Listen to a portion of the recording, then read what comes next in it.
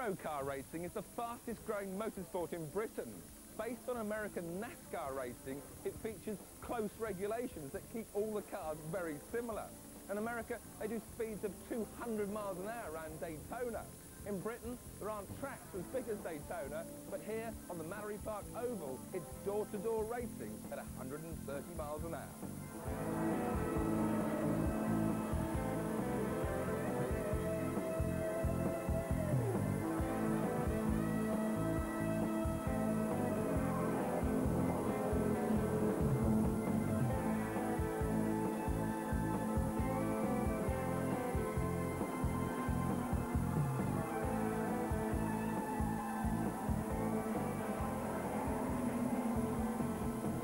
Mallory Park in October saw the penultimate round of the 1995 series and a chance for former world hot rod champion and reigning Eurocar champion Barry Lee to secure his second title.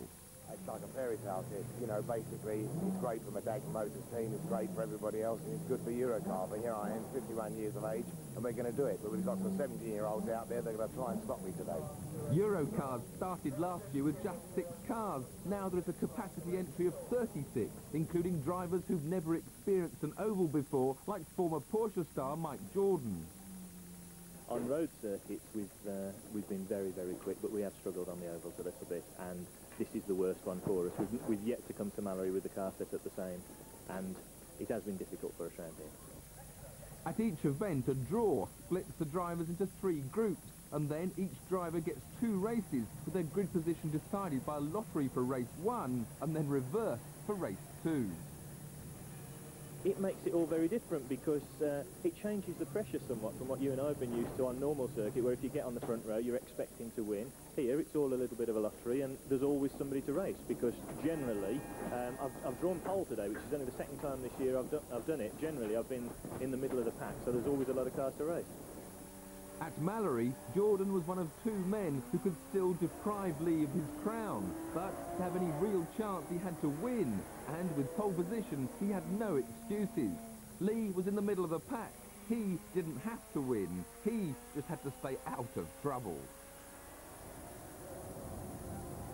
Into Gerrard's for the first time, and Jordan was already clear of the pack, trying to make a break. Going the wrong way around Mallory means there's little or no runoff on the exit, making it look and sound just like NASCAR. Jordan was unchallenged into turn 1, and his escape was helped by Phil White, scattering the pack. In car with Lee, we can see that even his special chassis setup can't help White as he clips another car. We run the car lower on the left-hand side because we're going anti-clockwise. So we run the complete near side of the car lower than the other side. So in theory it should turn in better and go through the bend better. But then will it go in a straight line? Well, you have to hang on to the steering because it is pulling all the time to the left, but you just get used to it.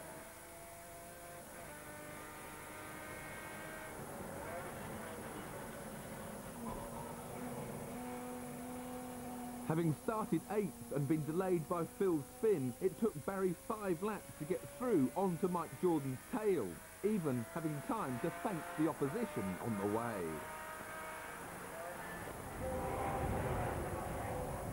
If he could get past Jordan, the title was his. 1 more to go. Have we got the championship for? But by now, he had Lester Stacey in car 79 looming large in his mirrors, until... Basically, I was trying to get a wide line to get the slingshot out of the corner to get down the inside of Barry Lee. But by taking the wide line, Jeff tried getting underneath the car. And, well, of course, he got me all out of shape. So, yeah, we were lucky to hang on to that one, really, because I thought we were going. He thought he was going. Just look at it from another angle. Whoa!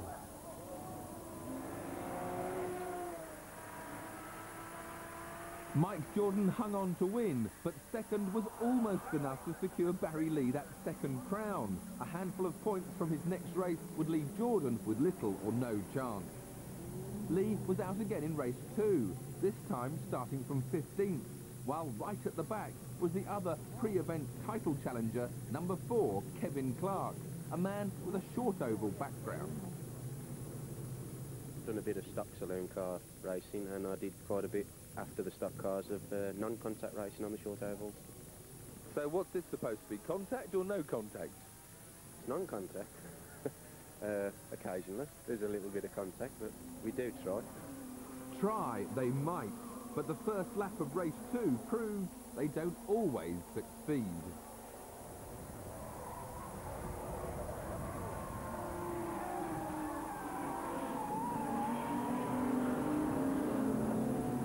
While Barry escaped from the grass, Kevin, who'd been right behind him, managed to squeeze left and take advantage of the melee. On board with Barry, the choices were more limited.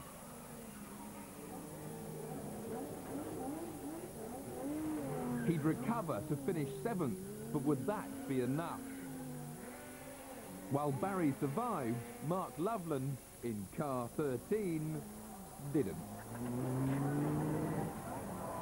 With 5 laps to go, Kevin had stormed through to 3rd with the sort of drive that makes Eurocars so entertaining. Now, only 2 men stood between him and a back-to-front victory. Mark Willis and Formula 1 stock car star Peter Faulding in the black 36 car, a man not used to being patient when it comes to overtaking.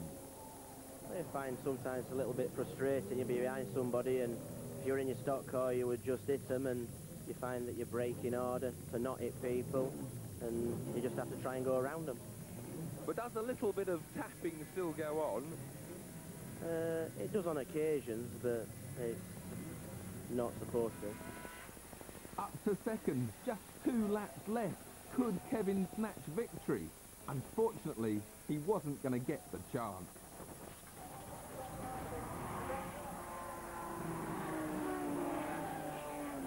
Disappointment for Kevin Clark, but disaster for those behind, caught out on his oil.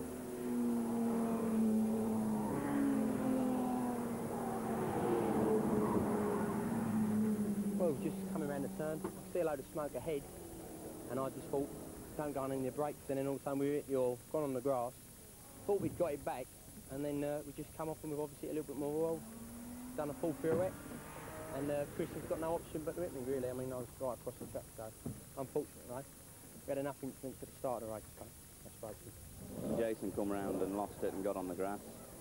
I thought he was going to stay on the grass, and I kept the power on and kept on the inside line. Next thing I know, he's actually got himself back on the circuit and he's looking at me, and there was nowhere to go other than straight in the front. That's the story. For Chris, it had been his 2nd race, but Jason was due out again in an hour and a half. It meant changing a lot of bits and some hectic repair work, but the team were undaunted. Further down the paddock, Kevin's crew were faced with a quick engine change. Now, how much is the new engine? They're about 3,500. That's a complete engine. How much is that one in there now worth? About 5 pence. Next year, a blow-up could be a lot more costly as the top men move up to a new series for V8 racers.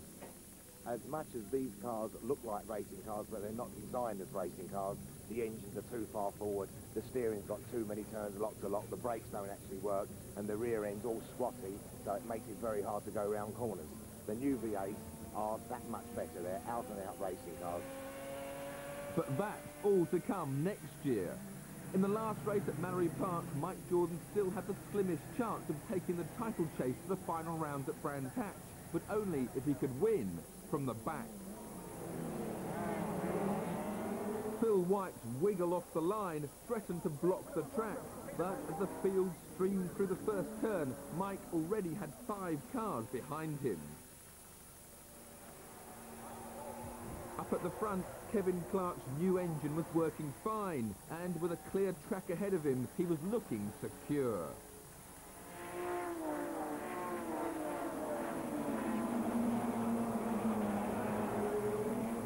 Mike carved his way through the field, but passing Neil Cunningham in mid-race for 5th was the highest he would get.